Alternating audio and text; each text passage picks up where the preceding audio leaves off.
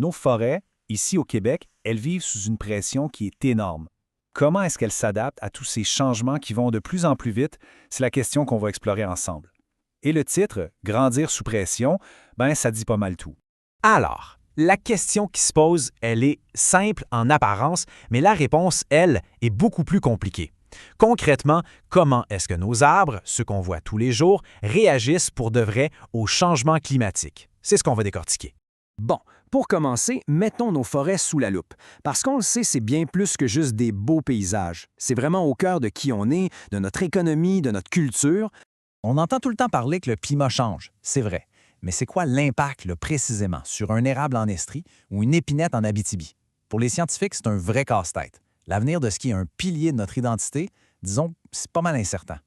Alors, pour essayer d'y voir un peu plus clair, des chercheurs de plusieurs de nos universités ici au Québec ont décidé de mener une vraie enquête. Pensez à ça comme une genre d'investigation de détective, mais dans nos forêts. Et pour trouver des réponses, disons qu'ils n'ont pas fait les choses à moitié. Ils ont analysé les données de croissance de, tenez-vous bien, 30 568 arbres, chacun suivi pendant des décennies, et ce partout au Québec. C'est une base de données absolument colossale. OK. Donc, dans leur enquête, les chercheurs se sont concentrés sur 3 facteurs principaux, un peu comme 3 suspects qui influencent la croissance des arbres. C'est en suivant ces indices-là qu'on va comprendre ce qui se passe. Alors, ces 3 suspects, les voici. D'abord, le climat, on parle de la chaleur, de la pluie. Ensuite, la qualité du sol, ce qui nourrit l'arbre. Et finalement, la compétition, la bataille avec les arbres voisins pour avoir de la lumière puis des nutriments. C'est le mélange de ces 3 éléments-là qui nous donne la clé de l'énigme. Parfait. Maintenant, regardons ça de plus près. Chaque facteur est important, oui, mais la vraie révélation, c'est comment ils interagissent ensemble. Et pour bien comprendre, il faut commencer par la base, littéralement, le sol. C'est la fondation de tout. Bon, il y a un terme un peu technique dans l'étude, mais qui est super important. La capacité d'échange cationique ou CEC. Mais oubliez le mot compliqué. L'idée, c'est simple. Imaginez que c'est le garde-manger du sol. Si la CEC est élevée, ça veut dire que le garde-manger est bien garni. Le sol peut retenir plein de bons nutriments pour l'arbre. Et c'est là qu'on arrive au cœur de la découverte. Ce qui compte, ce n'est pas chaque facteur pris séparément, mais vraiment comment ils se combinent. C'est l'interaction qui change tout. Par exemple, un climat plus chaud, ça peut être bon pour un arbre, mais seulement si son garde-manger, son sol est plein et qu'il n'est pas en train de se faire écraser par ses voisins. Bon, alors concrètement, sur le terrain, ça donne quoi? Dans tout ce changement-là, qui sont les gagnants et qui sont les perdants? Bien, l'étude nous montre un portrait assez nuancé. Il y a quelques surprises. Commençons avec une vraie icône d'ici. L'érable à sucre, c'est notre emblème, la source de notre sirop. Comment est-ce qu'il s'en sort, lui, avec toute cette pression? Les résultats sont assez clairs. L'érable à sucre, il n'aime pas la chaleur. Sa croissance ralentit quand il fait plus chaud.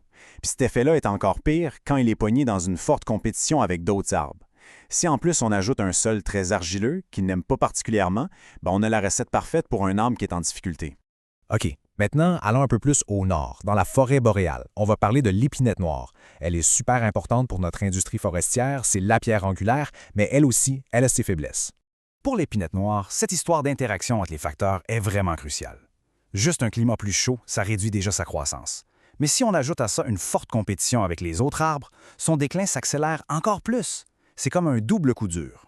Et quand on regarde vers l'avenir, les projections sont assez directes. D'ici 2100, même avec les scénarios climatiques les plus optimistes, juste la hausse des températures va suffire pour limiter très sévèrement la croissance de l'épinette noire au Québec. C'est une information qui est capitale pour le futur de notre industrie forestière. Mais attention, le portrait n'est pas complètement sombre. Dans ce grand brassage de cartes, il y a aussi des gagnants. L'étude a aussi trouvé des espèces qui, au contraire, semblent bien s'en sortir. Et qui sont ces gagnants potentiels? On parle surtout de 2 espèces, l'érable rouge et le bouleau blanc, qu'on appelle aussi le bouleau à papier. Eux, leur croissance augmente quand il fait plus chaud. Ils pourraient donc prendre plus de place dans nos forêts de demain. Bon. Maintenant qu'on a toutes ces informations, qu'est-ce qu'on fait avec ça?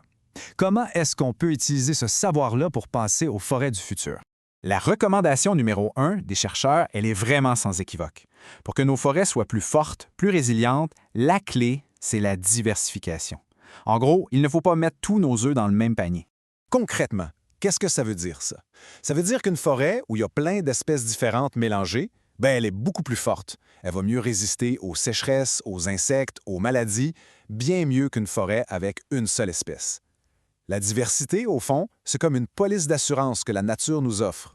Finalement, tout ça nous amène à une question de fond, une question qui nous concerne tous. Maintenant qu'on comprend un peu mieux comment nos arbres grandissent sous pression, on a les informations pour faire de meilleurs choix. Alors la question qui reste, c'est quelle forêt est-ce qu'on veut laisser à ceux qui vont nous suivre?